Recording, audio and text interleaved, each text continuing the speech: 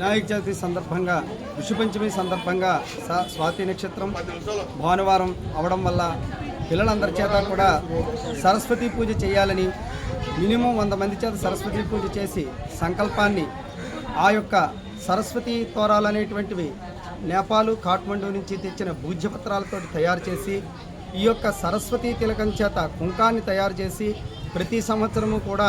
Minimum సంవత్సరం లోపున 300 మందికి అక్షరాభ్యాసం చేయాలనేటువంటి దీక్ష పూనుకుని ప్రతి సంవత్సరము కూడా ఇలా నేను చేస్తూ ఉన్నాను. ఆ సంకల్పంలో మార్గంగానే ఈ రోజున వినాయక చవితి సందర్భంగా ఈ పిల్లలందరి చేత కూడా సరస్వతి పూజ చేసి వీళ్ళందరికీ సరస్వతి తోరాలు ఇవ్వాలని, వీళ్ళందరూ కూడా ఉన్నత స్థానంలో జ్ఞానాన్ని కలగజేయాలి. ఈ యొక్క విద్య అయినా ఏదైనప్పటికీ మనతో పాటు అంతరించిపోకుండా పిల్లలందరికీ కూడా తెలియజేయడం వల్ల, వాళ్ళందరికీ తోరాలు ఇవ్వడం వల్ల, ఆ కుంకాన్ని ధరించడం వల్ల విద్యాభివృద్ధి చెంది సుఖశాంతులతో ఉంటారని ఆకాంక్షిస్తూ విశ్వనాథ శాస్త్రి లలితా జ్యోతిషాల పరమశివాన్ని